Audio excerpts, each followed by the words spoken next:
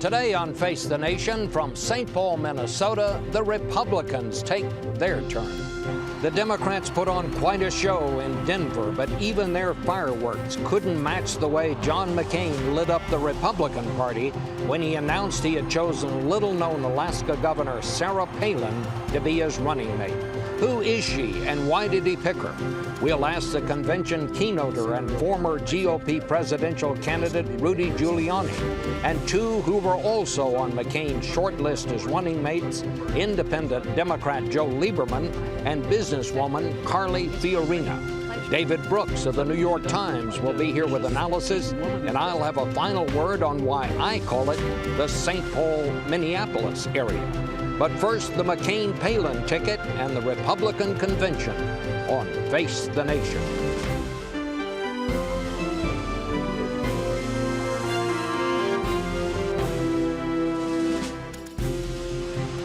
Face the Nation with CBS News Chief Washington Correspondent Bob Schieffer.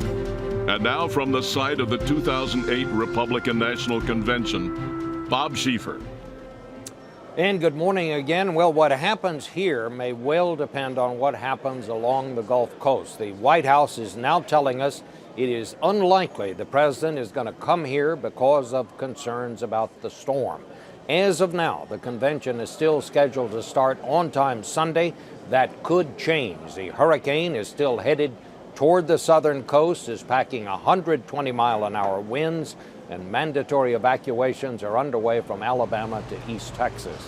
The current projections are that it will hit land tomorrow. We're going to begin here this morning with the former New York Mayor Rudy Giuliani, who's the convention keynoter, and Senator Joe Lieberman, the independent Democrat from Connecticut, who was one of those on the short list to be John McCain's running mate. We're going to talk to each of you separately, gentlemen, but let me just ask both of you briefly what is going to happen here should this convention be postponed. Mr. Mayor? Well, there's no question that Senator McCain will make sure the focus is on the South and on Louisiana and Mississippi. In fact, Senator McCain and Governor Palin, I believe, are on an airplane right now headed to Mississippi at the invitation of Governor Barbour to make their own personal assessment of how the preparations are going. And I'm impressed with the preparations that are being made this time, including Mike Chertoff going down to New Orleans, making sure that all of the resources are pre-positioned. This threatens to be maybe worse than Katrina. You would know that better than I do, Bob. But so we have to be ready for anything and everything. All right. Well, Senator Lieberman, do you think they ought to think about postponing this or somehow dialing it down? What should they do here? Yeah.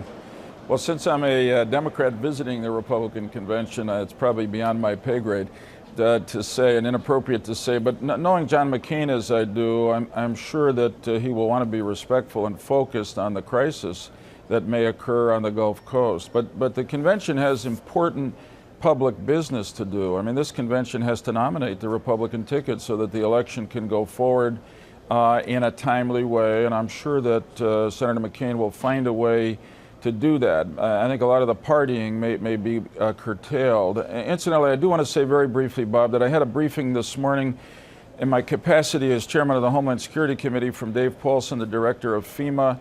I will simply say that we are 1,000% better prepared today than we were before Katrina. We have the full resources of the federal government, pre-positioned supplies and equipment, communications equipment, and the resources of the United States military already on the scene helping to evacuate sick patients from hospitals. So we are as ready as you could possibly be. What we have to hope and pray, of course, is that the storm does not go beyond the capacity of the levees to protect New Orleans and the rest of the Gulf Coast.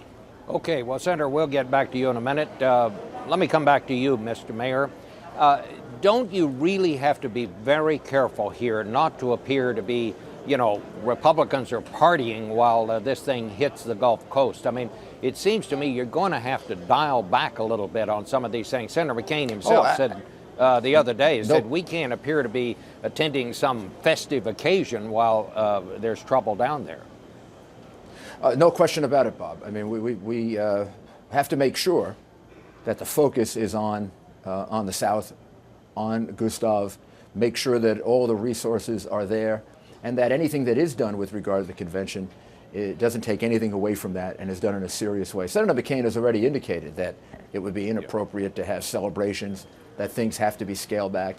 I think all those decisions will be made. I have no doubt John McCain will make them appropriately. I seem to remember back in 2000 when he was going to announce for President of the United States, I think it was at a time in which there was a situation in the Balkans that was very serious. I think he put off his announcement, even though all the preparations had been made. And I mean, this is a man who understands emergency response, the importance of it. Remember, he was quite critical of the response to Katrina, probably as a Republican, the one that was out front the most. I spoke to him a lot about it because I have some experience with emergency response.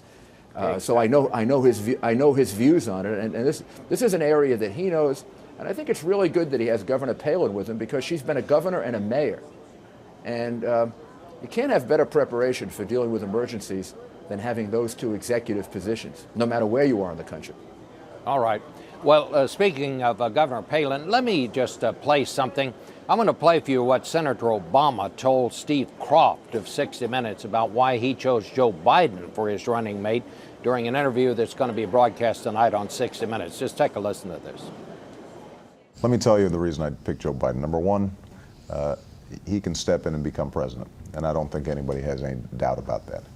Number two is that if I'm in the room making the kinds of tough decisions that the next president's going to have to make, both on domestic policy and on international policy, then I want the counsel and advice of somebody who's not going to agree with me 100% of the time. In fact, somebody who's independent enough that can push back and give me different perspectives and make sure that I'm catching any blind spots that I have.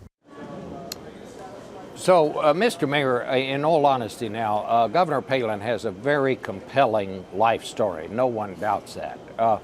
But Senator McCain is not really going to be able to say about her what you just heard Senator Obama say about Senator Biden, can he?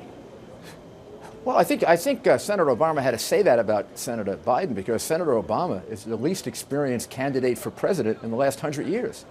I mean, he's never run a city, he's never run a state, he's never run a business, he's never administered a payroll, he's never led people in crisis. My goodness. I mean, he had to put all that emphasis on somebody helping him because he's never had a record of executive experience.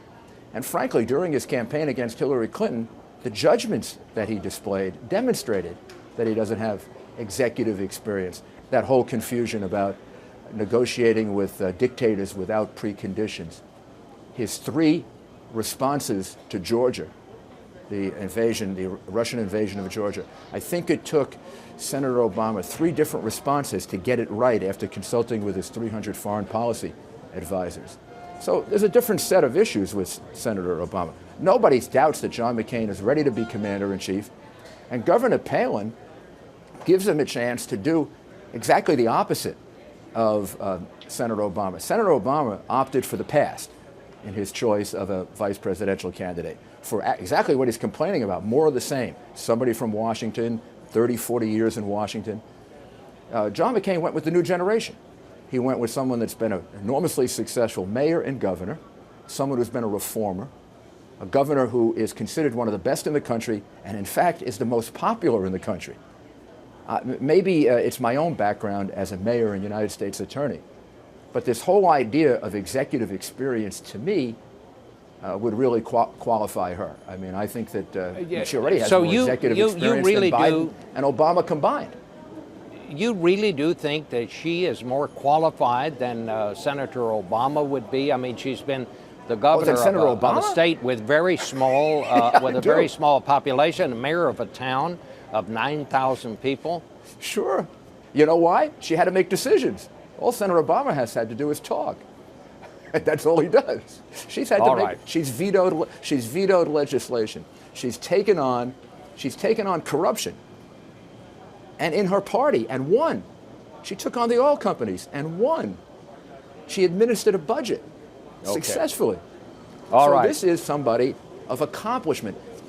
Senator Biden's major accomplishment according to Hillary Clinton, was Okay. one speech. And now it's two speeches. I have to say that. All right. All right. Well, I'm sorry, we have to stop there, Mr. Mayor. Let's go now to Senator Lieberman. Senator Lieberman, how do you feel about this? Do you think John McCain made some people are saying it was an irresponsible decision because he's put someone with not very much experience a heartbeat away from the president. Democrats are saying this now makes Senator McCain's age a legitimate issue. What do you say to that? No, I'd say that John McCain made a bold choice here, which makes a lot of sense, and it goes right to the heart of what's on the minds of most people in this country. They want to see change in Washington. If this is a change election, it's about changing Washington so that it works again, so that this alliance of partisan political power brokers and special interests peddlers is broken. And that's been McCain's history. He's never hesitated to take on the lobbyists or the big corporations or his own party. Senator Obama has no record like that. And in Governor Palin, John has found a maverick who's done exactly the same thing at the state level that he's done at the federal level. So I think what Senator McCain is saying with this choice is we're serious about shaking up the status quo in Washington to make it work for the people of our country again. I mean, metaphorically, it seemed to me, I don't know Governor Palin, but as I watched her the last couple of days, bringing her onto the ticket is a little bit like opening a door and letting some fresh Alaska air into Washington, which it needs some fresh air. Well, let me just ask you this, Senator. I don't know anybody that's closer to John McCain than you are. Do you know how he made the decision? This was his choice, wasn't it? I mean, this was John McCain, the old fighter pilot, willing to put it on the line. When did he decide on her, and how did it come down to that he decided to choose her? Well, of course, this is a process that if it's talked about, Bob, should be talked about by John, but he made his own decision. Listen, John's a man, as Rudy said, who doesn't need to sort of fill in behind him with foreign policy experience. On January 20th next year, one of two people is going to sit down at the big desk in the Oval Office. It's either going to be John McCain or Barack Obama. And obviously, in my opinion, John McCain is so much more ready to lead based on a lifetime of experience. I think here he wanted to send the message, get somebody fresh, somebody really who represents the other America outside of Washington, where people don't care whether you have an R or a D after your name. They just want you to get something done to help them deal with the problems they have. And Sarah Palin comes from that other America. And as a result, I think she sends a very refreshing and powerful message that the McCain-Palin ticket is really the one that will bring about change here in Washington that the American people desperately want. All right, Senator, I'm sorry we have to stop there, but we'll be back in just 1 minute to talk to Carly Fiorina. Thank you, Senator.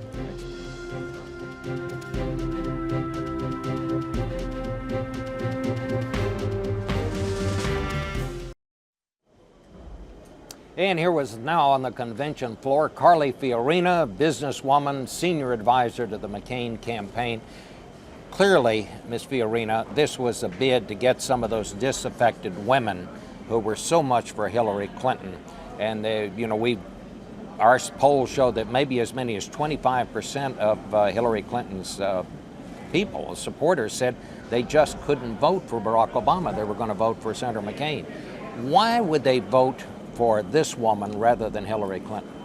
Well, I've been receiving messages from a lot of those women ever since John McCain named Sarah Palin. And they are ecstatic over this pick. They are ecstatic because this is a person of great accomplishment. This is a person who can identify with the challenges that they face as women in every conceivable way, as a mother, as a woman trying to balance her work life and her family life, not to mention her incredible track record of reform and taking on, as she said, the good old boy network.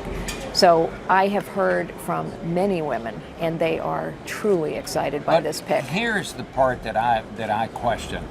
Hillary Clinton supporters, I would guess, the ones who are still for Hillary Clinton, I would say that they are about as pro-abortion rights as you could be.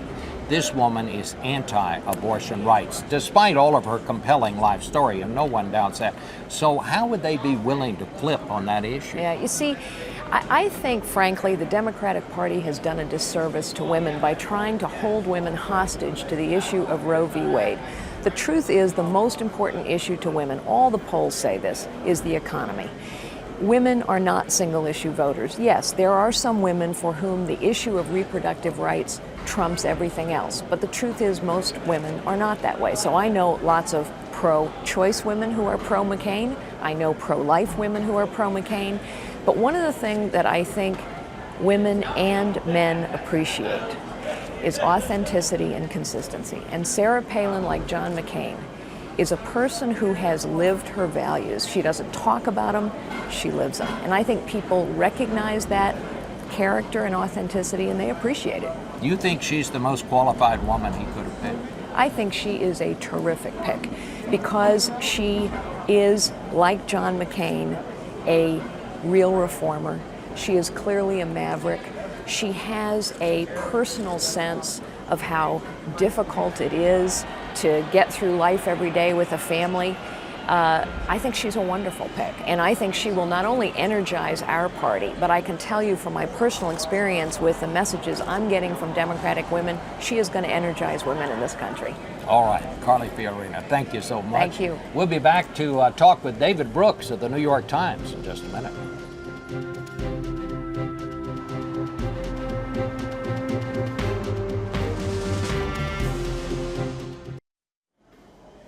And we're back again now at the site of the Republican National Convention. With us for a campaign quick check, David Brooks, columnist of the New York Times. Well, David, we spent the whole time here talking about a running mate. Should we be talking about something else this morning? Well, that's why he picked her, because Obama's now ancient history. We're talking about her, and she's a mystery. None of us know how it's going to play out. You can see why McCain took her. She risked her political career to take on the special interests in her own party. She took on the oil companies. She's like McCain. McCain wants to change this campaign from from left-right. He wants to make it, I'm going to clean out the stables.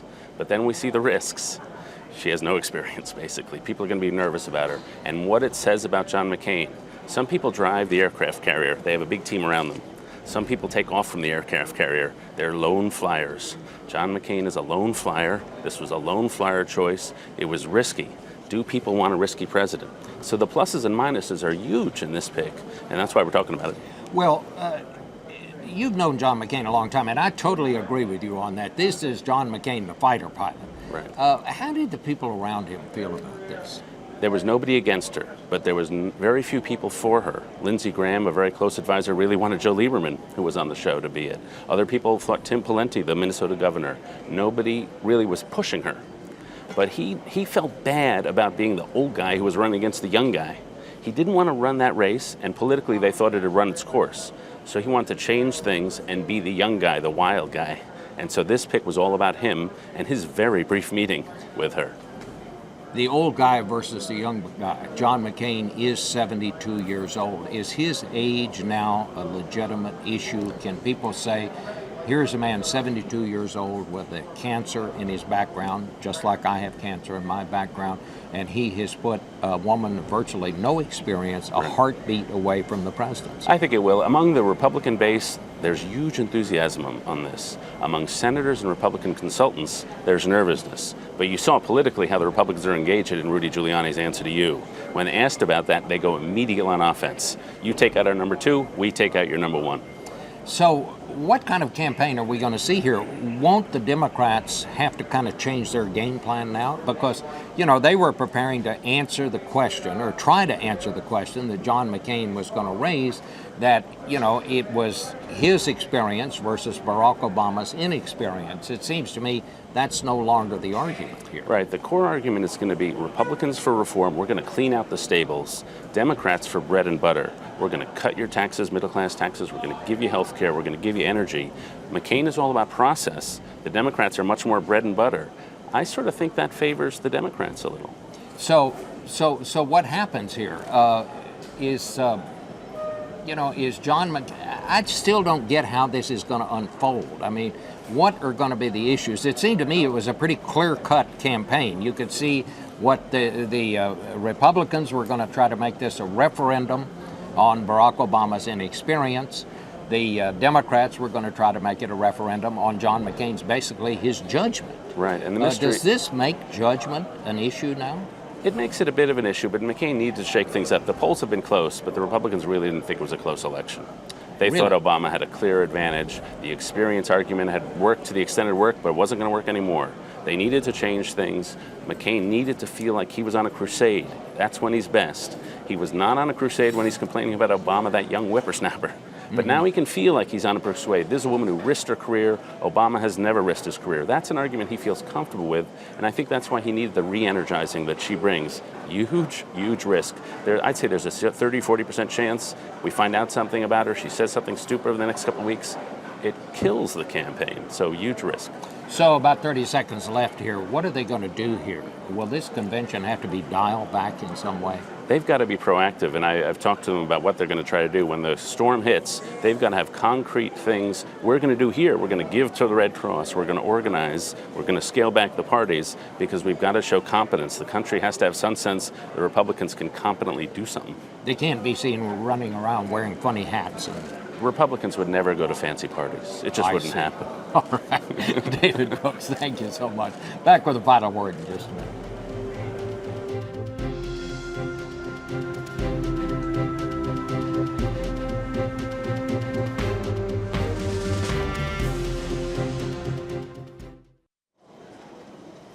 Finally today, anyone who has known me for at least an hour knows I'm from Fort Worth, Texas, which is referred to by many in the nation as the Dallas-Fort Worth area, which is why for years, whenever I mention it on TV, I call it the Fort Worth-Dallas area. Few people have noticed, but one day I got a nice letter from a man who wrote and said, "I know why you do that. I'm from St. Paul."